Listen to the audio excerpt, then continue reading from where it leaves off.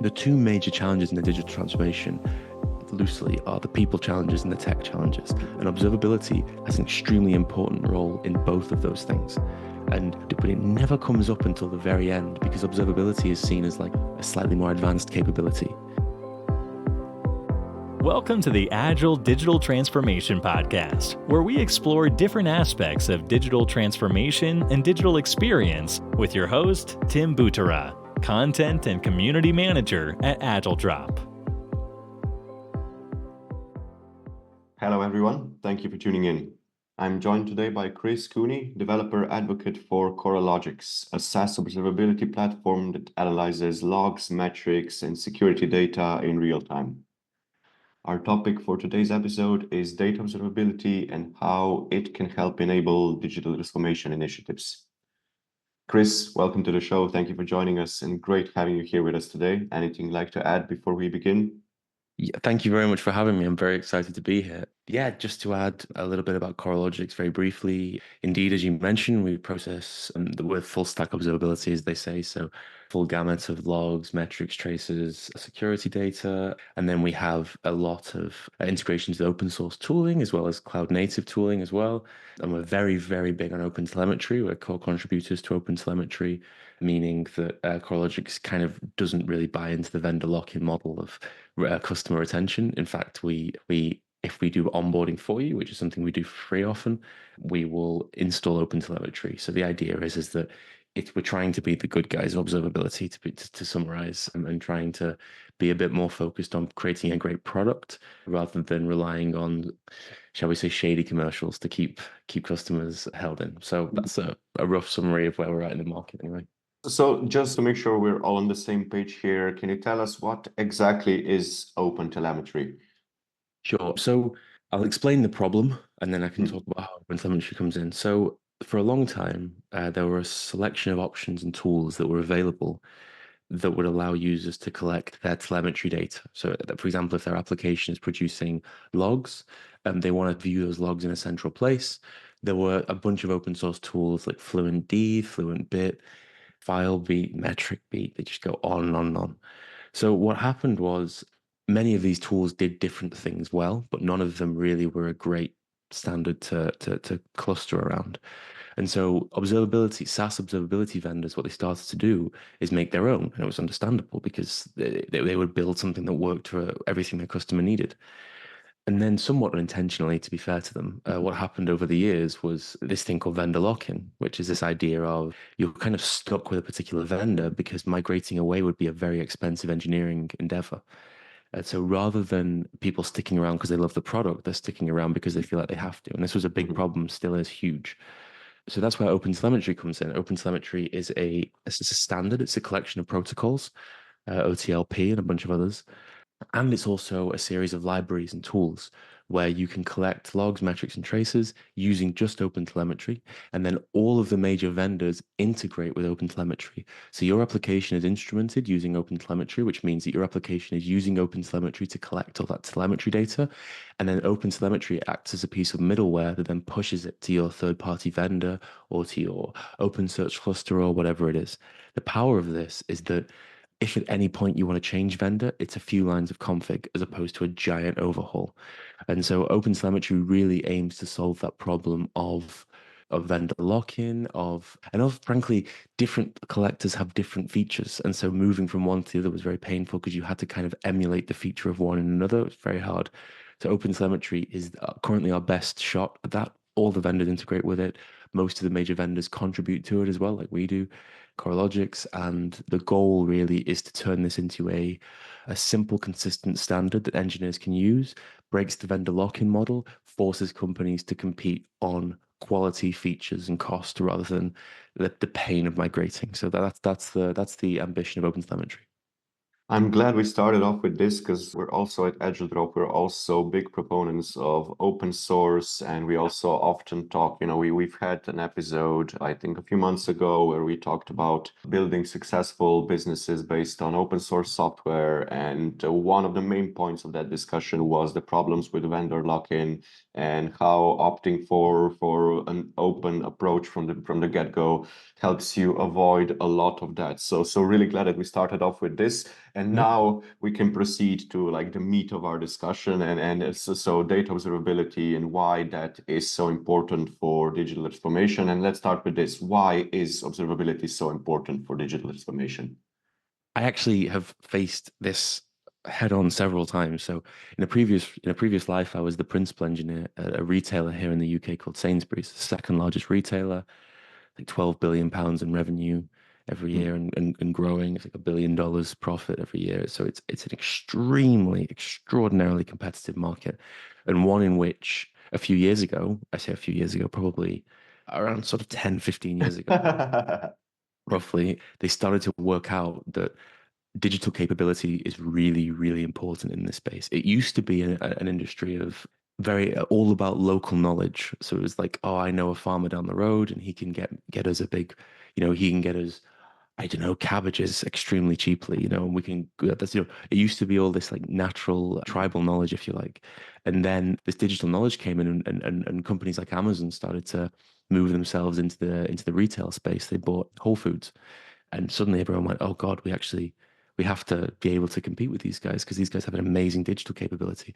And so I watched a digital transformation happen in a very large company. That observability didn't come into the conversation until way towards the end. At which point, this was, by the way, the point at which I became really interested in observability. This was the moment because I saw we had all these problems constantly, and I was a Java engineer before that, and we had all these problems of how do we know if a change we just made was good? And what is good? How do we know if we're actually pushing the needle on the things we want to push on? What are our KPIs? Why do they matter? How do we collect around our KPIs? How do we collaborate around them and so on?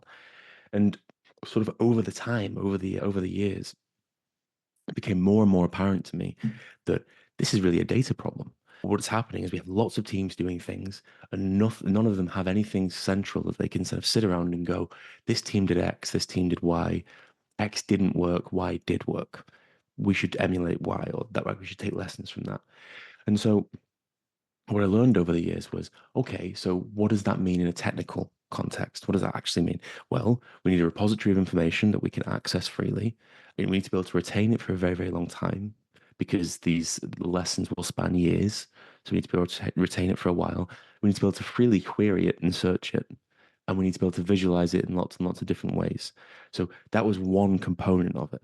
And the second thing was we're doing all this digital transformation. At the time, it was lots of on-premise servers, and we were migrating them into the cloud with using, oh God, vMotion and for some of the older apps. And we had like Solaris servers, and we were using middleware in the cloud and all sorts of stuff to migrate things. And we had, I would say, pretty good idea of whether it was going to work or not. But to say that we had observability would have been a stretch. So the two major challenges in the digital transformation loosely are the people challenges and the tech challenges. And observability has an extremely important role in both of those things. And but it never comes up until the very end because observability is seen as like a slightly more advanced capability. It's like, okay, we'll worry about that when we're moving forward and when we've got some really great wins under our belt, we'll think about observability. And it's like, no, actually, you need to drag it out much, much earlier on into the conversation so that when you're moving forward, you know it, you'll be able to do it in a data-driven way, much more efficient, much more effective. And it's it's, in my opinion, a higher collaboration model than traditional ways of let's just hire 150 devs and get them all doing stuff and see what happens, which is a scary proposition to say the least. What does it look like if you fail to do this? So if you only tack on observability at the end after you've already invested probably a lot of time and a lot of resources into everything else. So it's a fun one. I can't talk too much obviously about the internals of Sainsbury's specifically, but I've done this in several companies, so I'll kind of extrapolate across all those companies. The first thing is the engineering cost is enormous at the end because you're not implementing observability for the handful of teams that you had at the start. You're implementing observability if you're in a large company like I've been in several times. You're implementing observability for 30, 40, 50, 60, sometimes hundreds of teams. That is a different prospect. That's a different game entirely because they all have weird and wonderful different use cases. So much harder. Whereas when you pick a platform to start with, whether it's SaaS, whether it's in-house, whatever you decide to do, you can grow with that. And if you're a larger client, you can influence their backlog. You can kind of change things as you move. And if you're very careful to avoid vendor lock-in, you can pivot as you go, as opposed to having to do it in a big bang Mhm. 2, 3, 4 years down the line. So that's one, the cost and the effort. But the pain of it is that nobody over the years, the teams have learned to operate in what I would describe as a non-data driven way because the data hasn't been as available as it should be. So all these weird reasons for doing things have had a chance to run rampant for years. And so and as we know, the longer things go on for, the more legitimacy they claim. And so even though there's very little basis for doing a few things, they survive. And so not only are you going to bring in observability to benefit things, you're going to end up shining a spotlight on lots and lots of bad ideas and lots of ideas that really shouldn't have taken off the ground. And then you're into the politics. And so that often means that rolling out observability in a meaningful way, especially in the context of digital transformation, is very hard. Uh, yeah, so it's an uphill climb. Probably also very expensive, right? So what can firms and organizations do to kind of optimize these costs that are related with observability? Sure. So there's lots of things you can do. I'll split it in half. I'll talk about SaaS and I'll talk about in-house. In-house first. So the first thing that I see people do, logs are typically the source of most of the cost. So your log data, it takes up the most space, the most effort to query, takes the most indexes, that kind of thing. The best way of optimizing your costs around your logs is to be what I call use case driven with how you optimize these logs. So a very typical pipeline is this. Data is ingested, logs are ingested. All logs go into, for example, an OpenSearch cluster.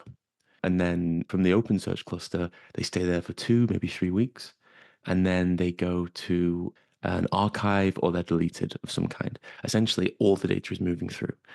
And the base assumption of this architecture is that the age of the log is proportional to its value. That's if we were saying brand new logs go into really expensive storage, and older logs either get archived and compressed and hidden away, or they're deleted. In other words, they're valueless. This is the thing that at Coralogix we investigated very thoroughly, and we found that no, some logs are only valuable for a certain period of time. That's true. Some logs are never valuable. Some logs are really valuable a lot. Some logs only have historical value. They're only valuable after a few months, and some logs are only valuable for the few minutes that they trigger an alarm and they're never used again. So what we say is actually be use case driven. And what does that look like in technology terms? Instead of sending everything to your most expensive storage, some of your data can just go straight to your archive. Like some of your data, if it has historical importance, but you're not going to need it now, straight to the archive. Save yourself a ton of money, a lot of processing, a lot of effort. Also make your high performance storage a lot more efficient as well, because it's easier the queries run faster, but it's also much less noise to sift through for the engineers. So that's one way of immediately cutting costs. But then the other thing is your archive, the process of rehydrating and reindexing is very CPU memory heavy. And in the SaaS space, it's very expensive. So look for a vendor that allows you to query your archive directly, or build a solution that allows you to query your archive directly without the need to rehydrate. Because historical data usually requires big batch queries and they're run every few months, even sometimes once a year. You don't need to rehydrate all that data in really expensive storage for that. Just query it directly. So treating your archive like a data source and a working part of your data set, albeit a less frequently accessed one, really powerful. And that's something that a team should do. In terms of traces, in terms of metrics, you'd be amazed how far you can get with S3. As a backend storage, I mean, I'll talk a bit about Coralogix in a second or how we solve this problem, but you'd be amazed how far you can get with cheap storage because metrics are very typically very low I/O. They don't have a large data footprint. They just have and they're very, very high performance. So I would think about cheaper storage for metrics. You can get away with it. And then for traces, the most obvious thing to do is a thing called tail sampling or head sampling. So OpenTelemetry has this concept of tail sampling where most traces, if your system is working as most systems do, about 1% of your traces will be errors and the others will be 99% everything's good. And of that 99%, lots of them are just repeated, boring, dull traces of like someone just requested an image, they got the image. Someone just requested an image, they got the image. You know, thousands and thousands and thousands of times. It's very expensive, extremely expensive. So instead, tail sampling will remove those repeated traces. It will keep the errors, but it will remove the sort of dud traces that don't really add much to your insights. So that's a way of immediately cutting your costs. And by the way, even though that will work for open source, it will also work for vendors because vendors typically will charge you by number of traces or gigabyte or something. Send less data, spend less money. So that's the open source side. The SaaS side is a little different.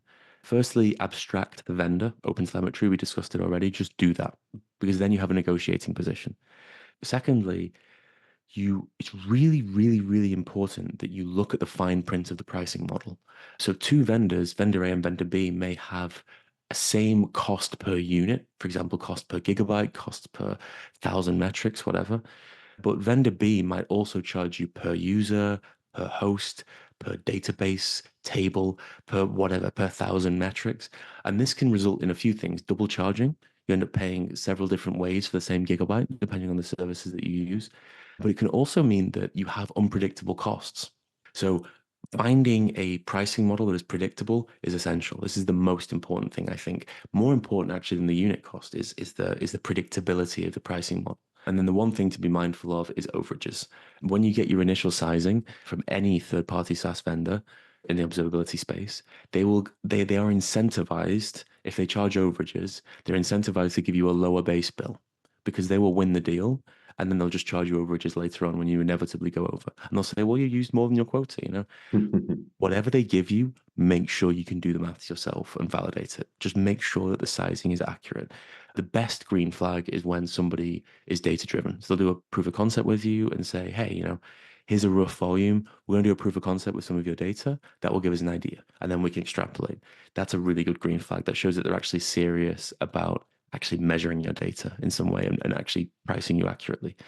At Coralogix, the way we solve this problem is really simple. We charge by gigabyte and only by gigabyte and nothing else. No per users, no per alarms, no per dashboards, nothing like that. That makes it very predictable. And then we couple that with two key features in the cost optimization space. One is what we call TCO, total cost optimization, and total cost of ownership optimization, which allows users to select three different use cases for their logs and their traces. And they can say, for example, some of my logs really, really important. I need them indexed in high performance storage. Some of my logs, I want to generate alarms, metrics, visualizing dashboards. I want to query them still, but I don't need high performance querying. All of that is going to be basically meaning that the only differences between frequent search and monitoring, by the way, is that you don't index in high performance storage for the medium kind of level. And same thing, we have a compliance level as well. Now, what does this mean for the consumer? For Coralogix, it means that you get a 60% or 70% discount on the medium level and a 90% discount on the compliance level, the lower level, which is straight to the archive. So it means that they can literally say, how much is this gigabyte of data worth to me? And they could classify it accordingly. That alone, those two things together, the simple pricing model plus that feature, massive cost optimization potential there. When you couple with the fact that we support direct archive query, and because of our pricing model, we do not charge per query. So you send to your archive, you can query it as much and as often as you like. It won't cost you a penny. So this means that you can send way more to your archive. So these three features, these three facts of Coralogix work really well in tandem to drive down the observability costs. And even if you don't buy Coralogix, whatever, I don't work in sales, it's not my problem. But look for these kinds of solutions in your vendor in the SaaS space. That will give you a sense that they're serious about helping you cost optimize. Yeah, those are definitely some great solutions coupled with some great tips. And so I'm guessing that there's really a strong relationship between data observability and responsible data use, right? So when you're rolling out an observability strategy, the most important thing is to realize that you're essentially shining a spotlight on the data that you've got. What this means is that if you have any sensitive information in those weird data silos, suddenly that's accessible. And so as an organization, not only do you have to worry about what this means for you from a regulatory perspective, GDPR can be up to 4% of revenue costs. That's a scary prospect. And that's a file sat on a server somewhere that nobody knows about, and it just suddenly costs you 4% of gross revenue. That's scary.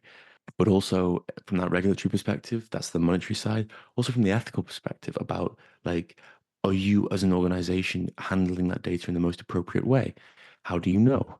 What observability does is it shines a spotlight on that and it lifts the question to the surface. Some people interpret this as causing problems, but actually all it's doing is making you aware of a problem. You Mm-hmm. had all of the liability and all the risk in the first place. You just now know about it. And that's what observability is essentially. It's knowledge of your data. And that knowledge, as all knowledge does, comes with some kind of burden. And so you have to, that's the relationship, if you like. Observability drives the responsibility because you can no longer ignore it. And then the Mm-hmm. responsibility it's like a virtuous circle though, because as you're more responsible with your data, you become more confident with where it is and what you can do with it and what's available. And suddenly you drive this whole data-driven culture with the guardrails of whatever regulatory system you have to abide by. So it is a virtuous circle. It's just a very painful one to start, as it were. Yeah, that was a great answer and a great way of putting it, right? And that was exactly what I had in mind when I asked this question, right? It's like, oh yeah, observability is a key component and enabler, as you pointed out, of responsible data usage. Yeah. But also, the more responsibly you use your data, the better observability you get, and the more you get out of your data, which makes it, I guess, makes it a bigger incentive to be even more responsible with your data. So it's just like it never You know, ends, and it's yeah. that's the thing. It's the fear. The thing with data, with sensitive data, in my experience, is that 9 times out of 10, you're just afraid that you're going to do something wrong, quote unquote, Mm-hmm. wrong, based on whatever regulatory framework you have to deal with. And so when you can observe your data in good detail with good resolution, you can say confidently, no, this data source over here is fine. Like you can do whatever the hell you want to that, turn it into spreadsheets, share it, do whatever you like. Just that mindset around a data source is amazing because that's like the gloves are off, no constraints, have fun with this data, do whatever you need to do. Otherwise, you've got teams constantly in this horrible cycle of like, I would like to access this data. And it's like, well, fill out this audit form to get access. Or you're only licensed to do X, Y, and Z with this data. Well, I need to do something else. And you can't, I'm sorry, because there may be PII in there and maybe there's not. Understanding the home of your data Mm-hmm. is the beginning of really, really utilizing it and giving people confidence to do that without big fear that they're going to end up losing, several $100 million or whatever, depending on the size of the company. Yeah. Also the problem with silos, which you mentioned earlier, right? Data silos are one of the biggest impediments to effective and responsible data usage. Yeah, definitely. And the thing with silos that I'm fascinated, actually, personally fascinated by the way that is the relationship between the technological solutions that we have and the long-term behavioral impacts within an organization of what that actually drives.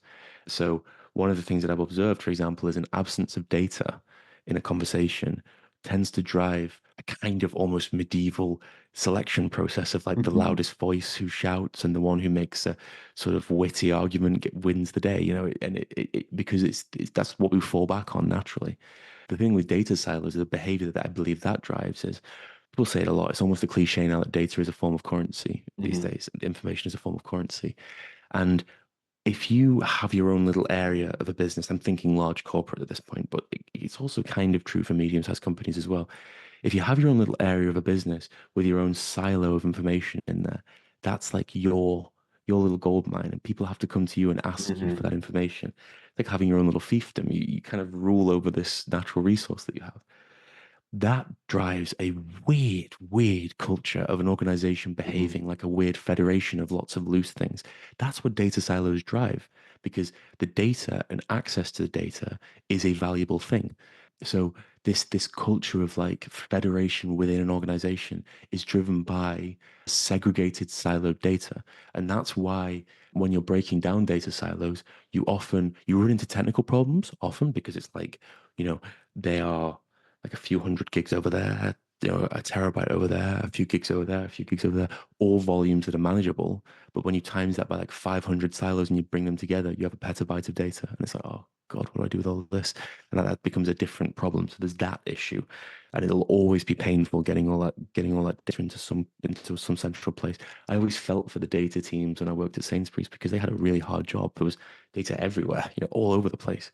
And while each individual team was very responsible, there was no central view. And there were teams that were responsible for doing that, and it was hard work for them. I always felt for them. The other side, though, is the people. You have to convince people that it's worth them making their data available via an API.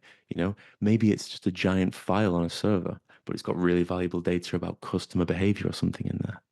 What do you do then? So do you FTP the file over? What do you do with that?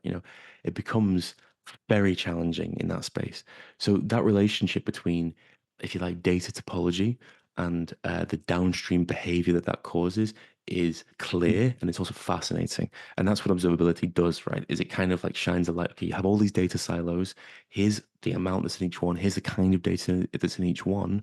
What does that actually do for you? Like, what does that actually mean behaviorally for your organization? Oh, it just so happens that this guy it has a great deal of influence in the company because he has this 2 terabyte stash of data, if you like. So it happens all the time. And like I say, if when you treat data like a currency, observability is like a mine, right? You're breaking through and you're mining the currency that's already there. And so when you think about it like that, it's a no-brainer. You're just doing the work to free up the value that's already there. You already have the value. So all your companies generating this value all the time. You're just refining it and turning it into something that you can trade and use. And that's the trick of observability in this context. Yeah, it should be collaboration, not competition. Hopefully, yeah, hopefully. Why would you? I'm constantly baffled by organizations that try and drive internal competition. I get some of it. I get the idea of like, people competing for different roles and that kind of thing. But when you set 2, 3, 4 teams in competition with one another, and I've seen it a few times. Oh yeah, competition's the best way to get a good solution. I'm like, is it? Is it? Like, are you sure? Like, maybe between organizations, yeah. But within an organization, are you going to pay for 4 teams to do the same job 4 times? And then the whole thing seems crazy to me. It's like, why not just pick the best people and put them on the challenge and remove blockers and just see what happens with them, and give them some deadlines and some goals, but yeah, the ideological one, it mixes with reality, unfortunately, it seems. Yeah, and another thing that we really need to talk about that we kind of started talking about different direction, but I think it's still very much related to responsible data use and just the general big picture of things, and that's obviously the explosion in AI innovation that we've witnessed recently. So how is that impacting data observability? Yeah, so I'm reasonably optimistic about the impact of AI, actually. Thus far, it's basically an extremely sophisticated search engine for observability data, where before you needed specialist knowledge of a certain syntax or a certain graphing library or whatever it is that you need to know. Now you just plain text. You can do it in Coralogix. You can give me the top 10 IP addresses by count or something, and it'll build the query for you and it'll run the query. Lots of other platforms do this as well. That's really cool. The problem I have, and the sort of the worry I have is with regards to pricing models, and I'll explain. So some pricing models are all about the size of queries, the amount of data that's being scanned, if you like. Mhm. So if you're writing the query and you know what you're doing, you can optimize. In other words, you can control the amount of data that you scan. If I'm a database engineer, for example, I'm going to know the best way of scanning the least possible data to get the information that I want. It's the same thing with someone who's an expert in certain query syntaxes. However, the reality is that when you're using AI, you're no longer writing the query. You are writing a plain text thing, and then some engine, the AI, is converting that into the query. And that is a problem for those kinds of pricing models where data scanning is part of the cost model. There's some companies that do it. That's going to be an issue, and we have to kind of resolve that as we go. But the things that I'm really positive about is there's a lot of heavy lifting when it comes to using an observability vendor, whether it's in-house or not. Typically, it's, oh, when we move over, we have to make all these new dashboards, new alarms, we have to make new parsing rules, blah, blah. Coralogix, we fill that gap by we have managed onboarding and we help as much as we can. But a world where you can just say, like, oh, make me these 5 dashboards that show me these things, and here's a log, I want you to pass into JSON for me, and I need views that's going to tell me P95 performance of all my traces in this subsystem, just be able to instruct that the onboarding is going to be so much faster. The time to value is so much faster. And I would say the effective access to your data is much broader. It opens up what would normally be the realm of purely technical people to anybody. Anyone in your organization that has a question about your data can go and ask that question. And with a bit of tuning and a bit of prompting, they'll get there. So, it's that whole dream of democratizing data. I think that Gen AI is the key to that, and I think it will do it. We just have to make sure that the economics works as well, and that teams aren't finding themselves scared of running certain AI queries because of the impact to their costs. That's one of the things that kind of comes to mind about the potential dangers. And then, of course, there's the PII and PCI component to it. If you have mixed data and you are someone that knows the data, you can structure queries in such a way to guarantee that you're not touching any of the sensitive data. And if you haven't separated your data properly, which a lot of organizations haven't, if you're using Gen AI, it can be that guarantee goes away. You have a probability space at that point, and there's thorny ground there, if you like. So it's very exciting, but it's not going to be without its challenges, is my feeling. And the real impact is the democratization and access to data. That's going to be unparalleled. So are you optimistic as to when we might achieve these benefits from democratization? Well, when we might achieve democratization is we already have the LLMs we have, they're already capable of doing everything that I just listed. It's just a case of somebody doing it. That's one. In fact, there's a small company based in Israel called Merlin with two N's. Really great little company, but the idea is you have a Merlin Slack bot and you can ask Merlin like, oh, there was an outage recently, tell me about X, Y, and Z, and it will send you messages describing exactly what went on, almost like having an engineer looking through the observability tool for you and surfacing the information. So it already exists in many ways, and it's just a matter of time and someone getting the funding, I suppose, to do it. So that's I'm very optimistic about that. But your question was when we'll get the benefits, and that I think is going to be a little while because people are going to have to adjust and work out what using these tools looks like. I mean, we've had GitHub Copilot now in the engineering space we've had Gen AI in the engineering space for a long time now.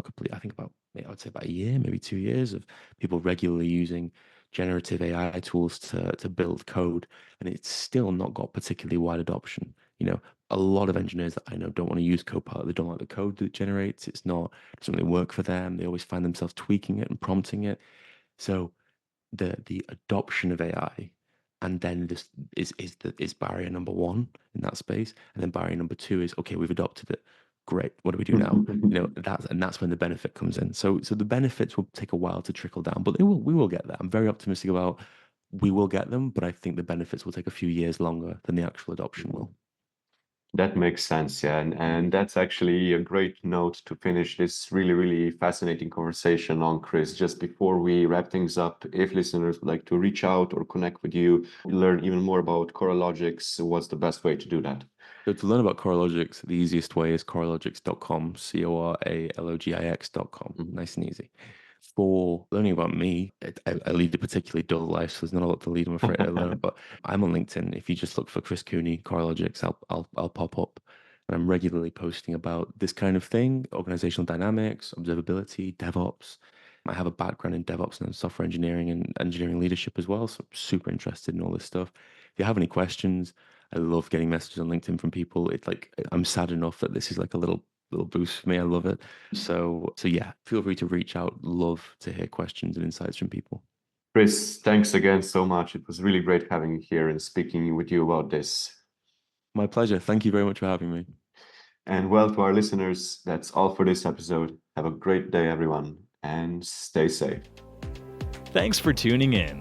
If you'd like to check out our other episodes, you can find all of them at agiledrop.com/podcast, as well as on all the most popular podcasting platforms. Make sure to subscribe so you don't miss any new episodes, and don't forget to share the podcast with your friends and colleagues.